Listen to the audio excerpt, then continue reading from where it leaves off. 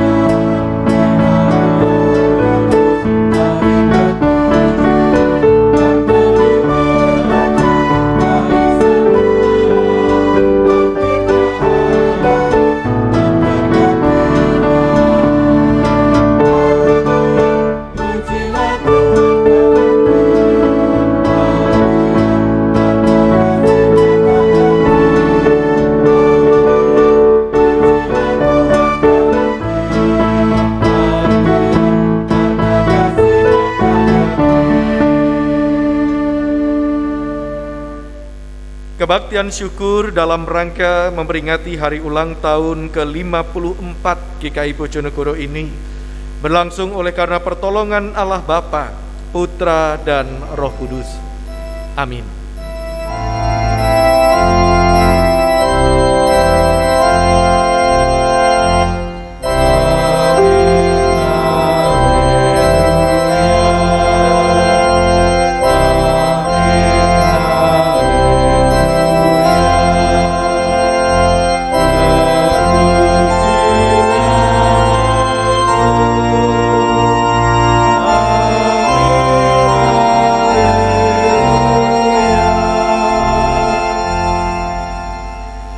Kasih karunia dan damai sejahtera dari Allah Bapa kita dan dari Tuhan Yesus Kristus kiranya beserta saudara sekalian.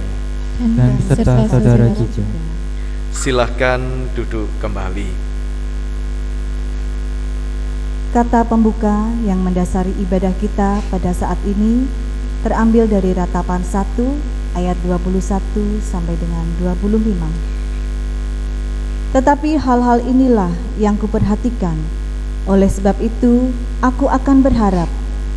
Tak berkesudahan kasih setia Tuhan, tak habis-habisnya rahmat-Nya. Selalu baru tiap pagi, besar kesetiaan-Mu. Tuhan adalah bagianku, kata jiwaku. Oleh sebab itu, aku berharap kepada-Nya. Tuhan adalah baik bagi orang yang berharap kepada-Nya, bagi jiwa yang mencari Dia.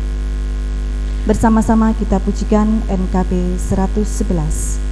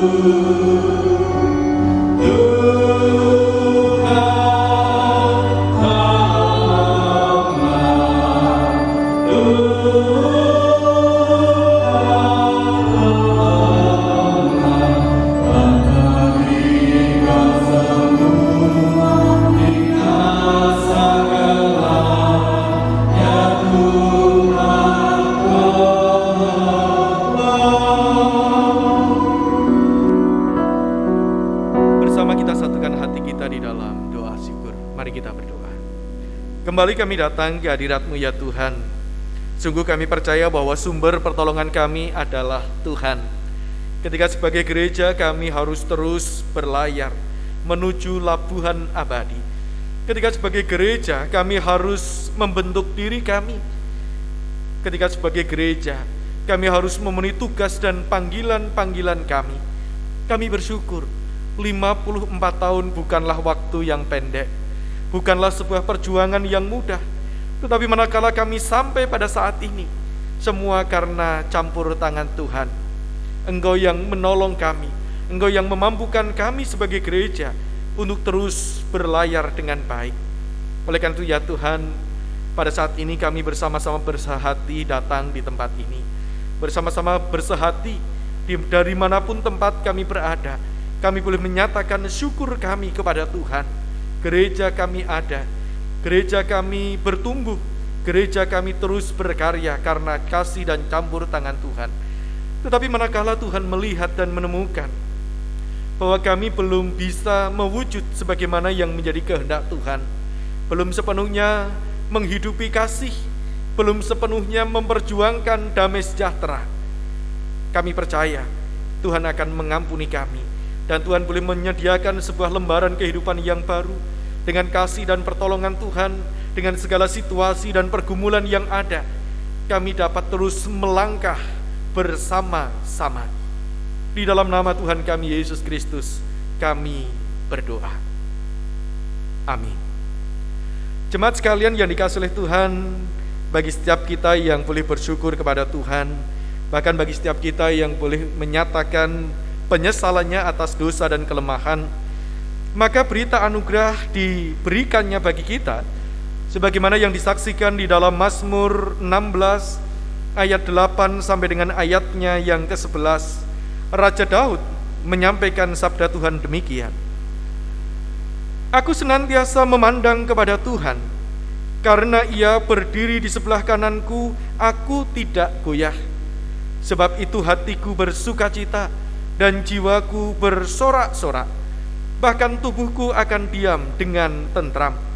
Sebab Engkau tidak menyerahkan aku ke dunia orang mati, dan tidak membiarkan orang kudus-Mu melihat kebinasaan. Engkau memberitahukan kepadaku jalan kehidupan. Di hadapan-Mu ada sukacita berlimpah-limpah, di tangan kanan-Mu ada nikmat senantiasa. Demikianlah berita anugerah dari Tuhan. Syukur kepada Allah. Bersama-sama mari kita mensyukuri sabda Tuhan ini. Kita percaya bahwa kehadiran Tuhan di samping kita adalah untuk menjadi penolong. Apapun situasi dan keadaan yang saat ini sedang kita gumulkan, kita percaya Tuhan pasti menolongmu.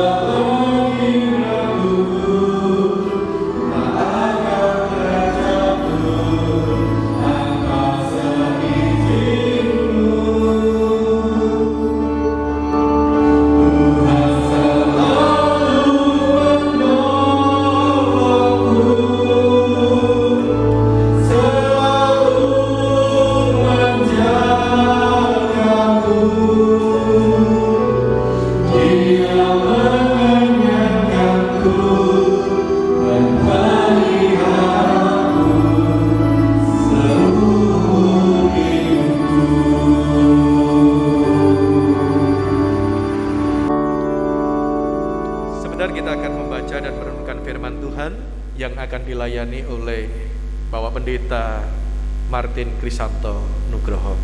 Dipersilahkan. Para kekasih Tuhan, mari bersama-sama kita persiapkan hati kita. Mari kita berdoa.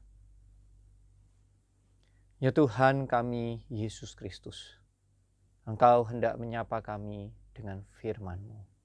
Kami percaya bahwa tidak ada hari yang lebih bahagia yang bisa kami lampaui tanpa-Mu. Maka kini kami menundukkan diri, memberikan keleluasan agar Roh Kudus bekerja dengan sebebas-bebasnya menguasai kehidupan kami dan membuat setiap firman-Mu itu berhasil kami ubah menjadi sebuah kenyataan dalam kehidupan kami.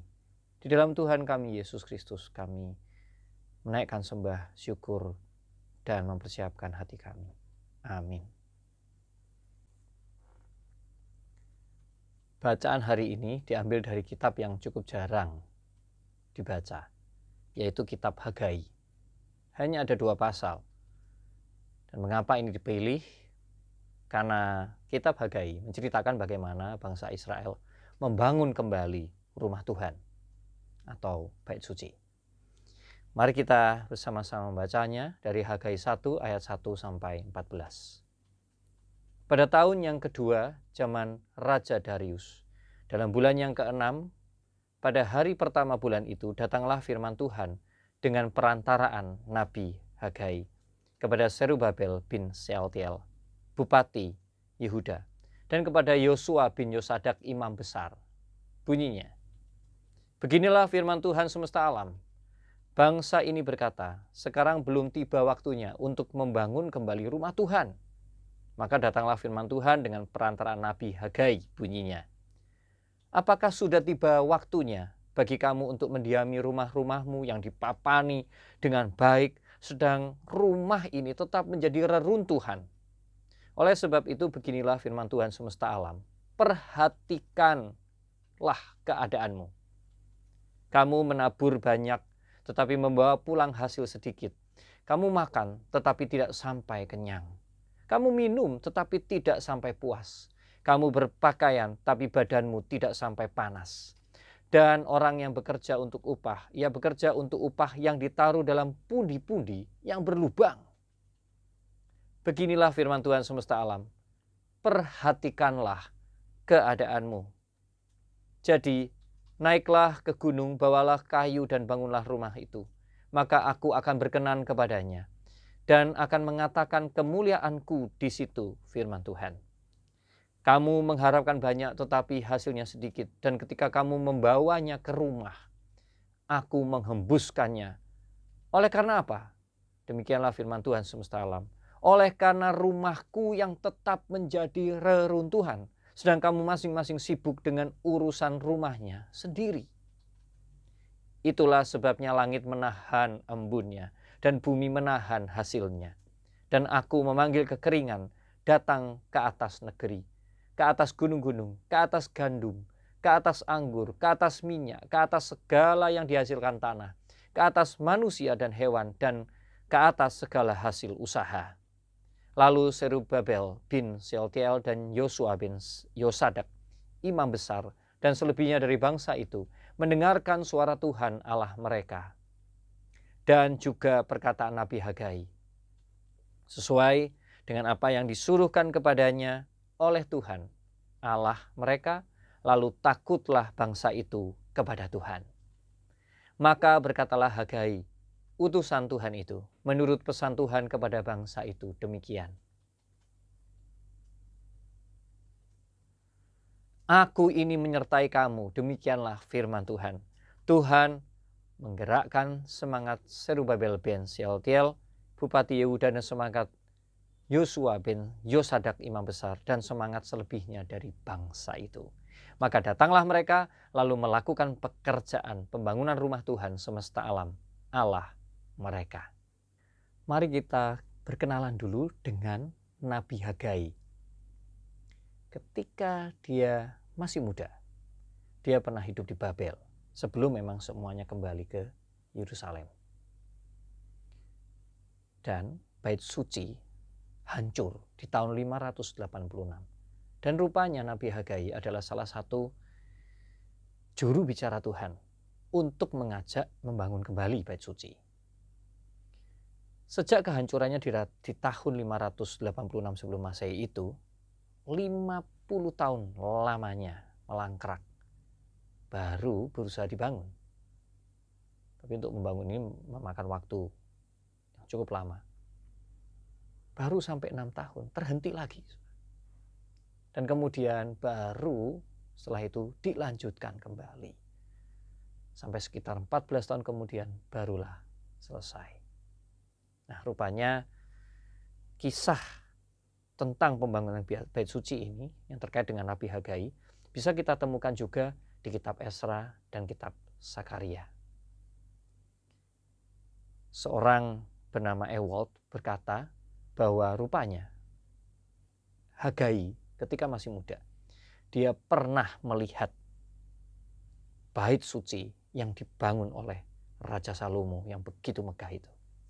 Nah, sehingga kalau melihat dari rentang waktu yang ada, rupanya dalam masa pembangunan yang kali ini, usia Hagai sudah sekitar 80 tahun lebih. Kalau kita perhatikan dari ayat 2 sampai setidaknya ayat 7, terjadi sebuah pertentangan atau ketegangan. Bangsa ini berkata bahwa belum waktunya membangun rumah Tuhan. Kemudian sementara firman Tuhan melalui Nabi Hagai berkata apa? Apakah memang sudah tiba waktunya untuk kamu mendiami rumah-rumahmu yang dipapani dengan baik? Dipapani ini artinya bahwa memang interior rumah mereka itu terbuat dari kayu. Dan kalau kita sedikit dari bahasanya, maka rupanya ini adalah rumah yang mewah. Jadi bagaimana mungkin rumah Tuhan yang berupa reruntuhan sementara kalian bisa tidur di rumah, mendiami rumah yang begitu indah? Nah, tentu kita akan bertanya, kenapa kok bisa sampai seperti ini? Nah, sebelumnya saya akan menerangkan dulu kata reruntuhan. Kata reruntuhan di sini sebetulnya kalau kembali ke bahasa asalnya, yang dimaksud adalah sesuatu yang sudah tidak bernilai lagi, sesuatu yang tidak dipakai sebagaimana mestinya, dan rupanya di sana kosong, tidak ada orang. Sehingga membuat suasana itu sedih dan tanpa harapan. Nah,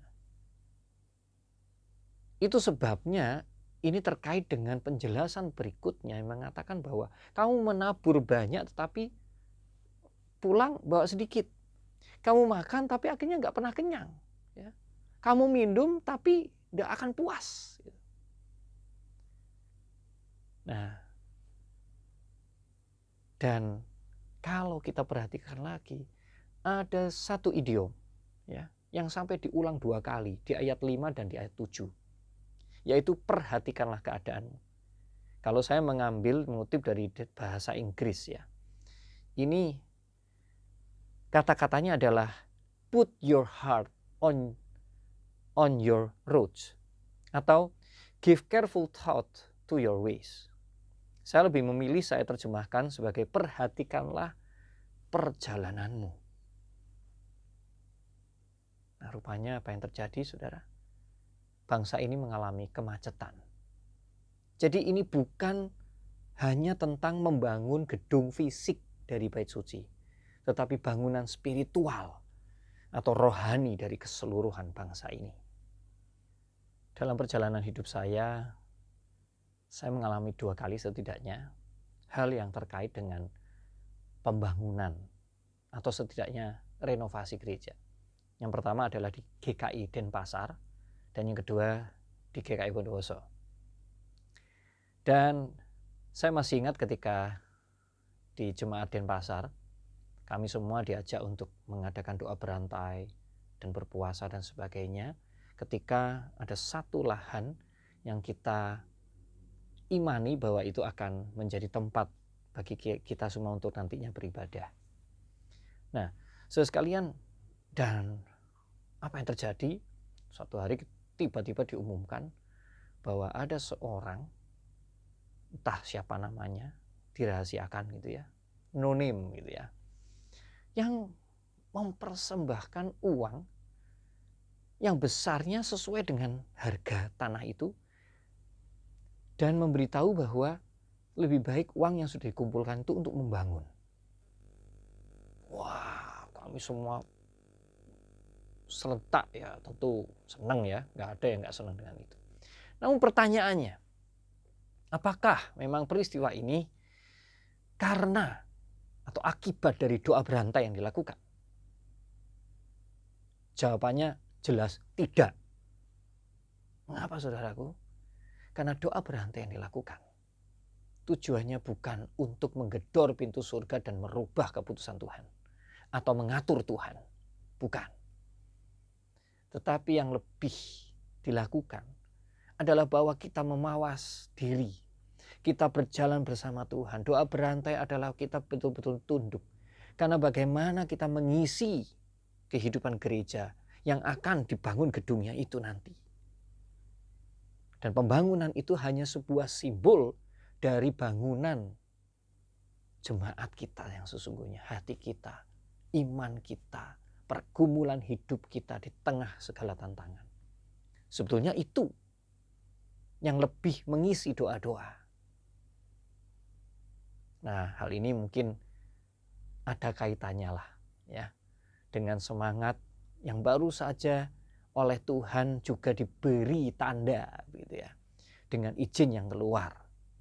Ketika GKI Bojonegoro kini telah berusia 45 tahun gitu ya, dan sudah ada lahan yang disediakan dan siap untuk dibangun. Ini bukan tentang uang,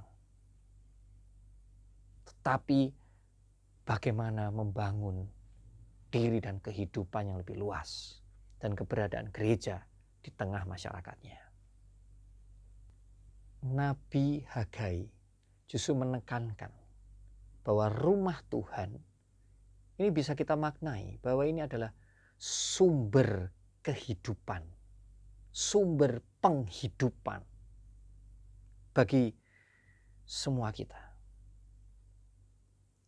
Nah, saya tidak tahu apakah sebagian kita pernah mengalami bagaimana rasanya hidup yang terlepas dari jemaat, ya, dari persekutuan dan merasa kering gitu ya. Ada satu momen dalam hidup saya ketika saya, ya karena kesalahan saya sendiri sih sebetulnya, nilai saya tiba-tiba merah semua, waktu itu masih SMA ya, dan akhirnya ya semerah muka papa saya yang marah gitu ya. Dan saat itu papa saya tiba-tiba mengatakan, kamu harus stop semuanya. Waktu itu saya begitu aktif ya di OSIS, di Pramuka, di banyak organisasi, bahkan di gereja saya menjabat sebagai wakil ketua remaja waktu itu. Papa saya bilang, berhenti semua. Nah, waktu dia katakan berhenti semua, saya bayangkan saya berhenti dari Pramuka, OSIS itu, oh ya gitu, kayak ya udahlah nurut gitu ya, dan dengan legowo gitu ya. Tapi tiba-tiba ketika sampai pemikiran bahwa saya harus berhenti dari pelayanan, saya merasa saya sampai kehilangan nyawa saya. Nah, di bagian inilah saya menghayati bahwa, oh ini loh ya, rasanya bahwa hidup itu seperti hidup di dalam reruntuhan yang tidak sebagaimana mestinya. Seperti rumah Tuhan yang hanya reruntuhan. Dan itu benar-benar meremukkan tulang. Nah, dalam kepedulian inilah Nabi Hagai hadir dan ingin mengatakan, ayo bangun. Karena memang bangunan fisik itu mencerminkan setidaknya, sedikit banyaknya ya, spiritualitas dan semangat dari keseluruhan jemaat. Olehnya maka Nabi Hagai terus menyuarakan di bagian akhir bacaan ini, yaitu tentang semangat. Dan kemudian ditambahkan dengan satu hal yang kuat di sana, bahwa Tuhan menyertai. Saudara, karena pertolongan Tuhan Jadi kalau kita mengatakan tema kita Tuhan pasti menolong, pertolongan Tuhan yang utama itu bukan memberikan uang untuk pembangunan. Bukan. Bukan memberikan kesembuhan waktu kita sakit. Bukan itu yang terutama. Yang terutama adalah penyertaan di dalam proses demi proses, perjuangan demi perjuangan, kesungguhan melalui kesungguhan, kesetiaan demi kesetiaan.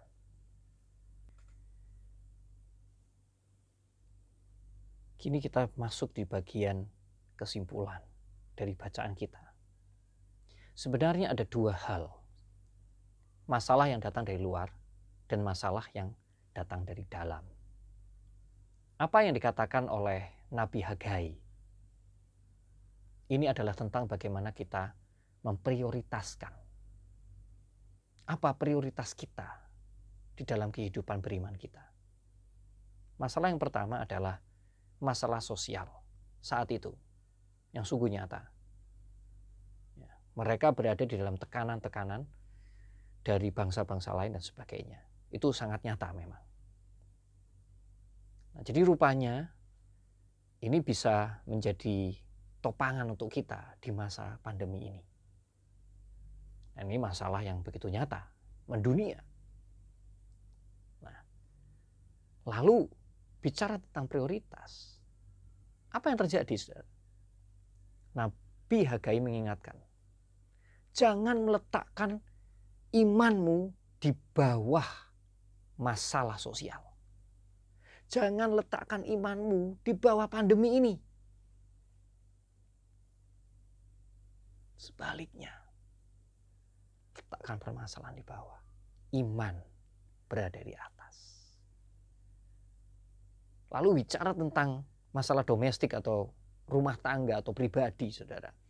Maka rupanya tetap ada pergumulan ya. Bisa jadi double ya. Sudah masalah dari luar ada, dari masalah dari dalam juga ada. Nah ini juga sama.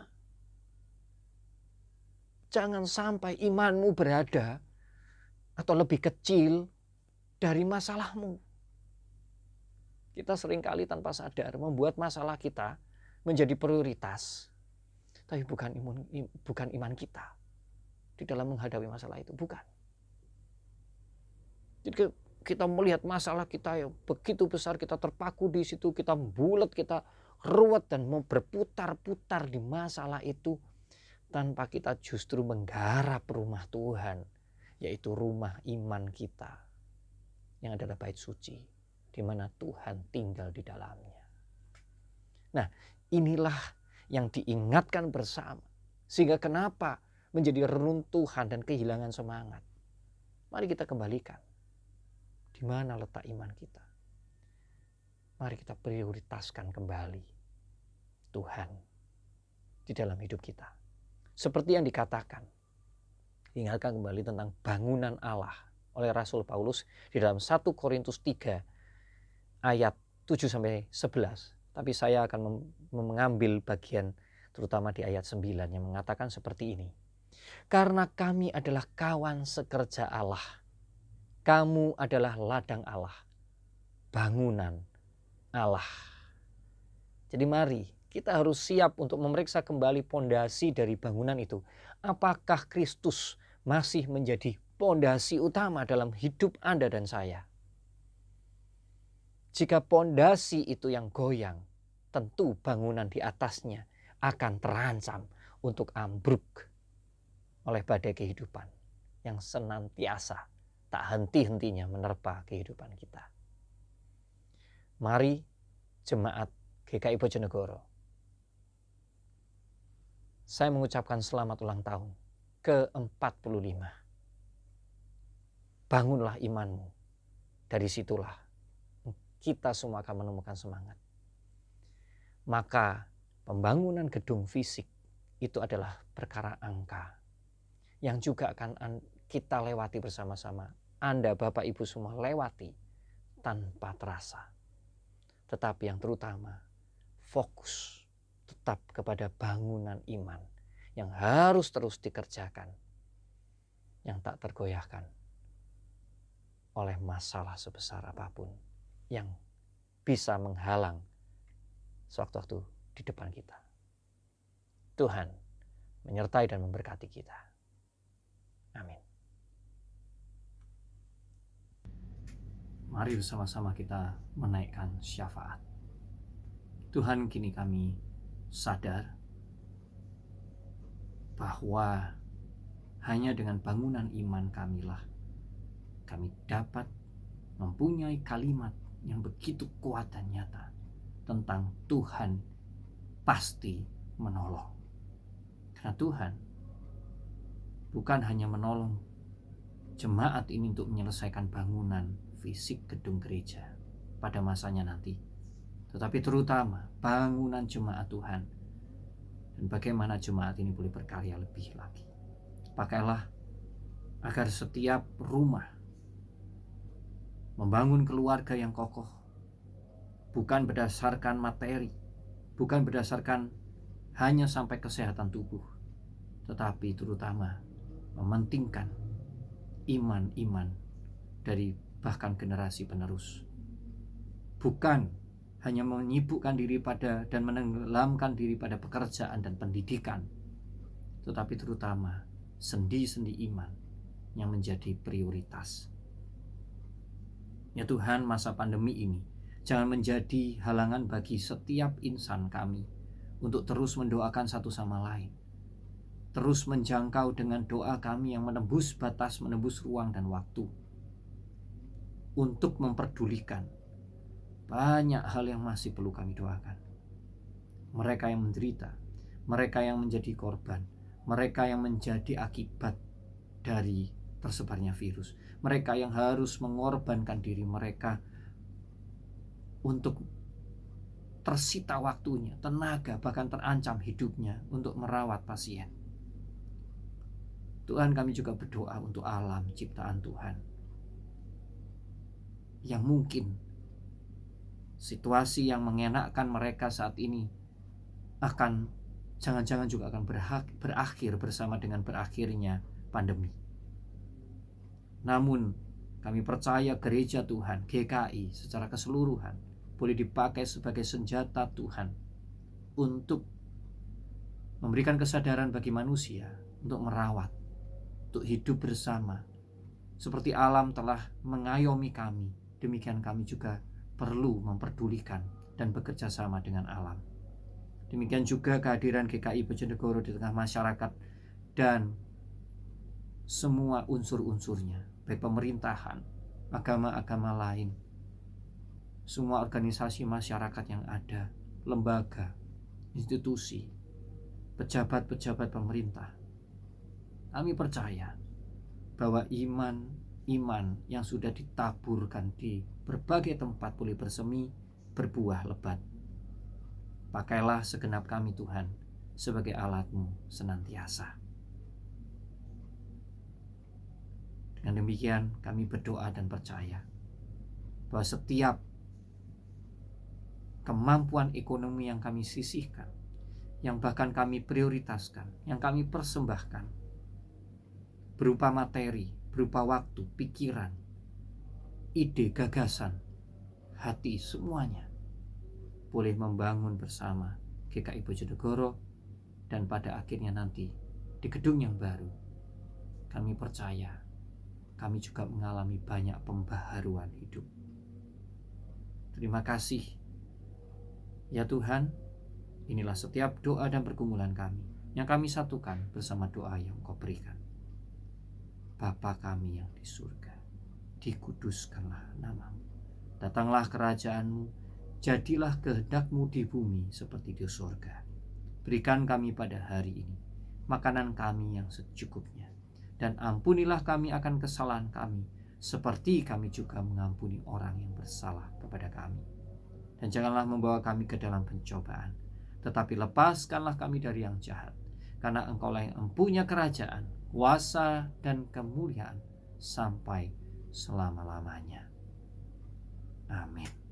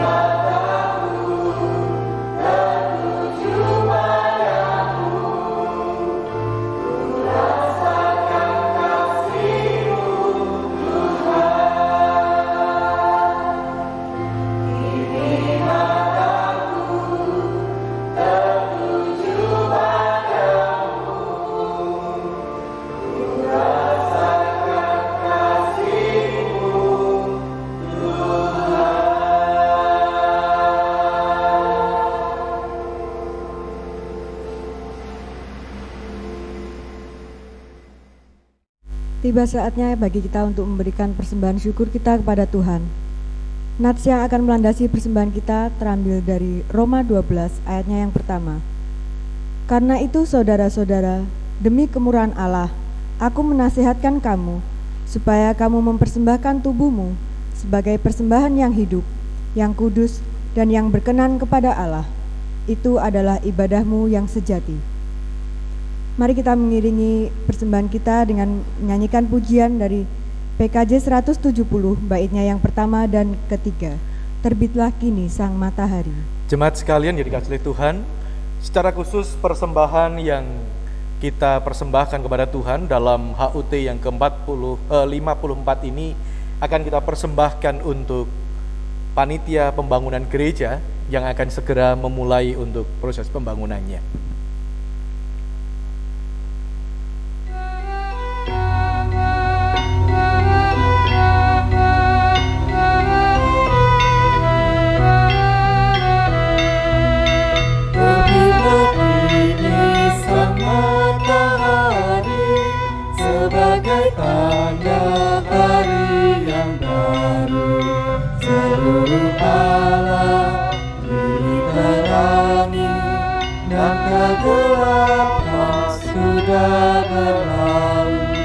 Lebih dahulu kita lakukan mengucap syukur kepada Tuhan, karena Dia yang menjadikan malam gelap dan siang terang.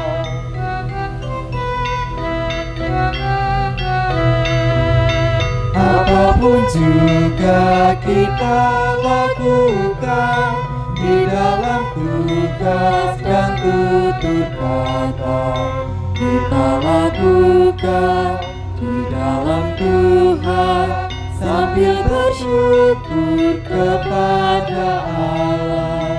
Lebih dahulu kita lakukan mengucap syukur kepada Tuhan, karena Dia yang menjadikan malam gelap dan siang terang.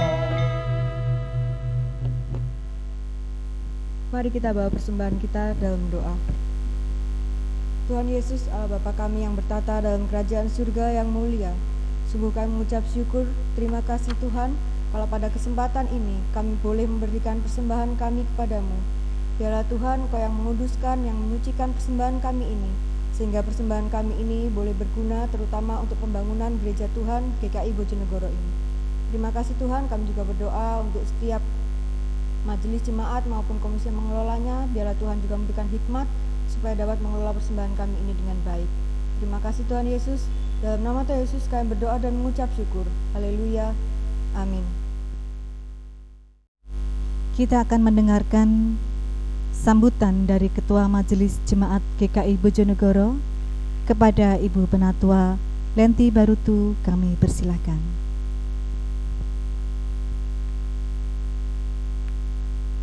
Shalom Bapak Ibu, Saudara-saudara yang terkasih dalam Tuhan. Hari ini kita memperingati HUT GKI Bojonegoro yang ke-54 dengan tema Tuhan Selalu Menolong. Pada peringatan HUT GKI Bojonegoro kali ini, kita memperingatinya di tengah situasi COVID-19. Tentunya kita merasa khawatir, bahkan negara pun merasa khawatir dengan penularan COVID-19 yang sangat cepat. Bisa kita lihat sekarang kehidupan new normal diberlakukan. Ibadah masih belum bisa dilakukan dengan bebas. Namun satu hal yang saya ingatkan, bahwa sesuai dengan tema kita pada hari ini, yaitu Tuhan selalu menolong. Jadi apapun kondisi kita saat ini, janganlah pernah takut dan jangan pernah ragukan Tuhan kita. Dia akan selalu menolong kapanpun dan dimanapun. Percayalah, pertolongannya tidak akan pernah terlambat. Dan apapun permasalahan yang kita hadapi, yakinkan dalam hati kita, Tuhan lebih besar dari masalah kita. Tuhan lebih besar dari COVID-19. Pada kesempatan ini juga, kami dari Majelis Jemaat GKI Bojonegoro juga terus memohon dukungan doa dari jemaat sekalian untuk rencana pembangunan gereja kita yang baru. Kita percaya Tuhan akan menolong dan menyertai, menyediakan segala sesuatu yang kita perlukan sampai pembangunan ini selesai. Akhirnya sekali lagi saya ucapkan selamat memperingati HUT GKI Bojonegoro yang ke-54. Kiranya Tuhan Yesus memberkati. Amin.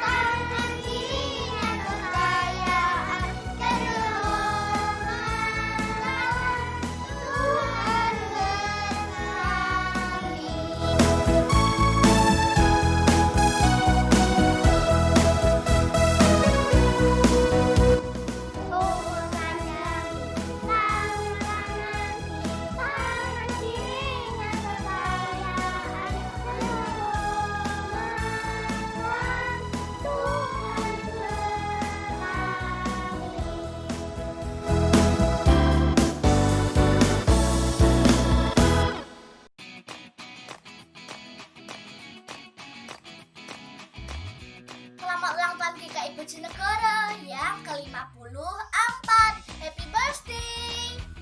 Selamat ulang tahun GKI Bojonegoro, Tuhan memberkati. Selamat ulang tahun gerejaku GKI Bojonegoro yang ke-54. Tuhan memberkati.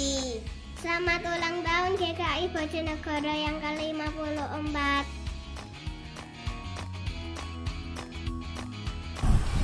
Selamat ulang tahun GKI Bojonegoro ke-54, semakin menjadi saluran dan berkat bagi sesama dan memberkati. Dadah. Selamat ulang tahun GKI Bojonegoro. Selamat ulang tahun GKI Bojonegoro ke-54. Tuhan memberkati.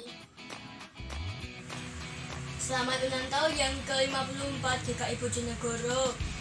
Tuhan Yesus memberkati. Selamat ulang tahun GKI Bojonegoro yang ke-54. Tuhan Yesus memberkati. Sukses selalu. Selamat ulang tahun GKI Bojonegoro.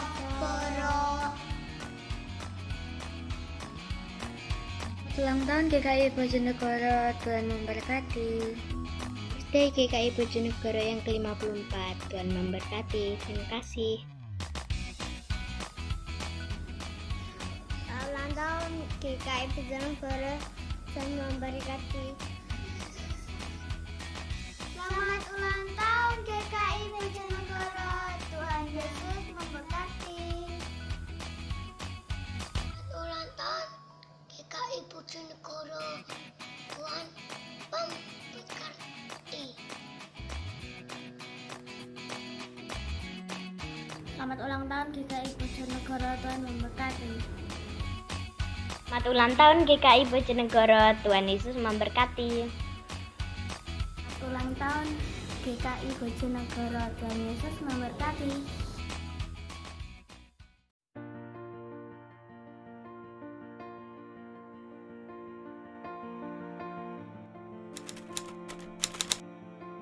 Terima kasih Mbak Lasi sebagai orang tua mendoakan anak-anak cucu-cucu semua di Gereja GKI Bojonegoro. Selamat ulang tahun di GKI Bojonegoro ke-54 tahun. Amin.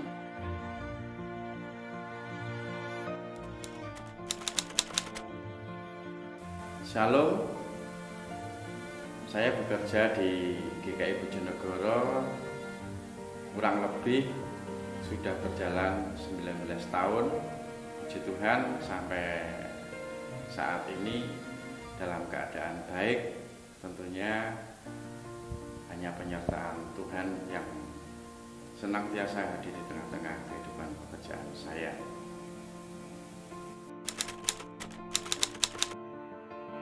Pengalaman di kantor gereja sungguh luar biasa, sangat baik dan bekerja sama dengan majelis jemaat, dengan badan pelayanan yang ada, demikian juga dengan jemaat GKI Bojonegoro yang senantiasa menopang akan pekerjaan ini. Puji Tuhan.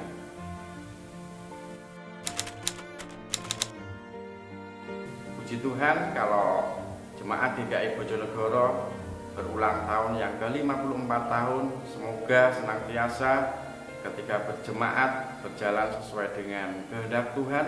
Tentunya kita bersandar kepada Tuhan yang senantiasa hadir di tengah-tengah jemaat GKI Bojonegoro. Selamat ulang tahun, semakin sukses, semakin melayani jemaat, semakin melayani masyarakat yang ada di sekitarnya. Amin.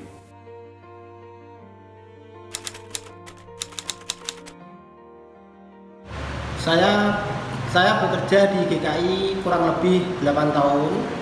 Saya masuk di GKI ini meneruskan dari kerja almarhum bapak saya yang bekerja di GKI kurang lebih 11 tahun.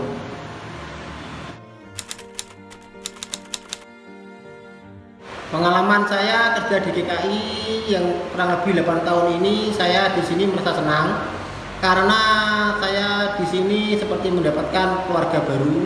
Di samping saya bekerja, saya mendapat pengalaman dan keluarga yang baru. Dan kesan saya di gereja GKI selama ini saya nyaman dan senang.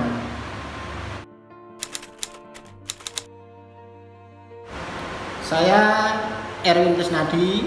Saya di GKI sebagai satpam atau keamanan dan penjaga parkir.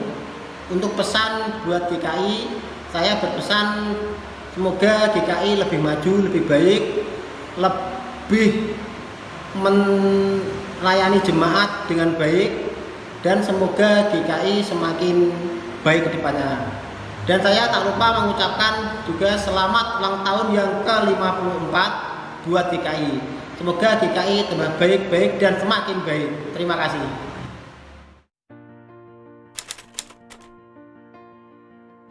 Saya di sini bekerja kurang lebih 1 tahun dan saya bekerja di sini ditawari sama Pak Iwan Sukmono untuk bekerja sebagai koster. Alhamdulillah saya diterima.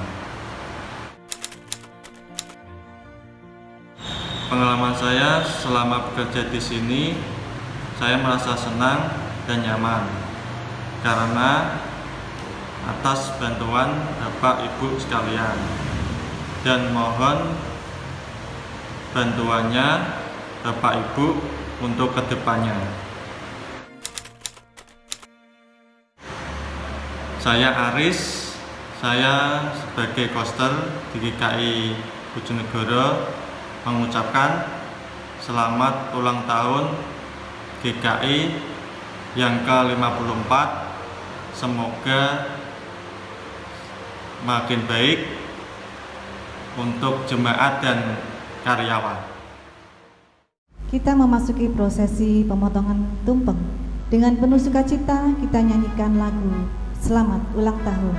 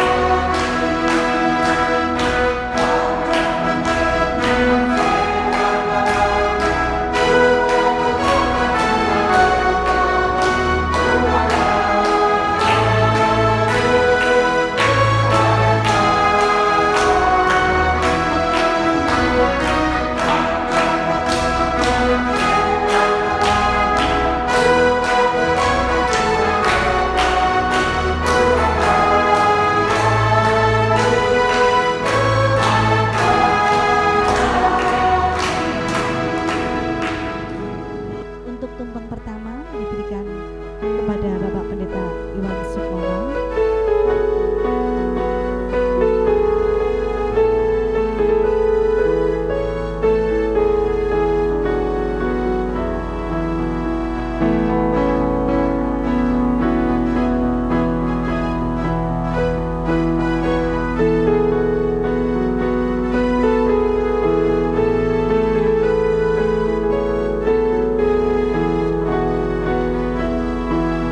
Tumpeng kedua diberikan kepada Saudara Johan, perwakilan dari pemuda.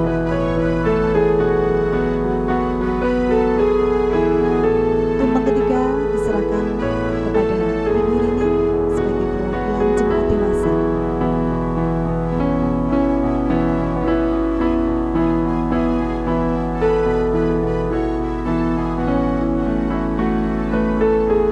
Kembali kita menyanyikan lagu Selamat Ulang Tahun.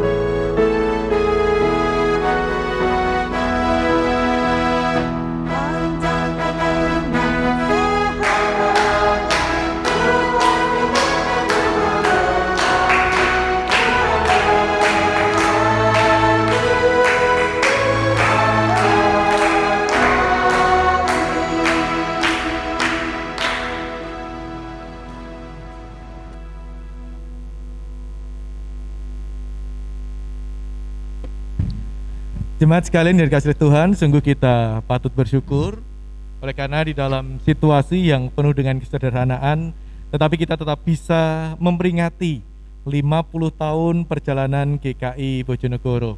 Semuanya terjadi karena kasih karunia Tuhan, dan biarlah momentum peringatan yang ke-54 ini menjadi sebuah dasar dan pijakan yang kokoh untuk kita terus berjuang, untuk kita terus bertumbuh, sehingga nama Tuhan dipermuliakan. Damai sejahtera boleh mewujud melalui kehadiran kita. Dan sekaligus biarlah momentum 54 tahun ini menjadi pijakan dan dasar pula untuk kita segera memulai proses pembangunan gereja di lahan yang baru di tanah Raja Wali Timur. Tuhan memberkati. Mari kita bersama-sama bangkit berdiri dan kita menyatukan hati kita untuk kita masuk di dalam doa penutup. Mari kita berdoa.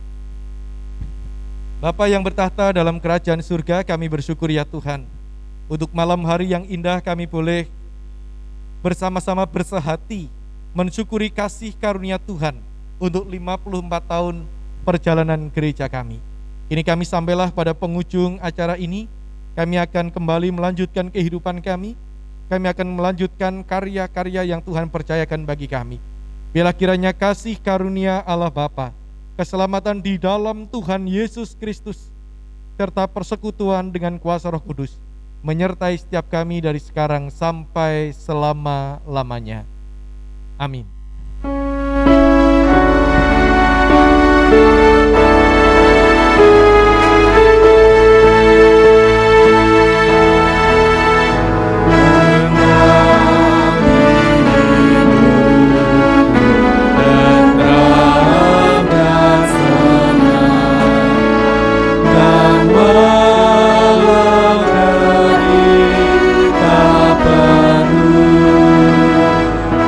Engkau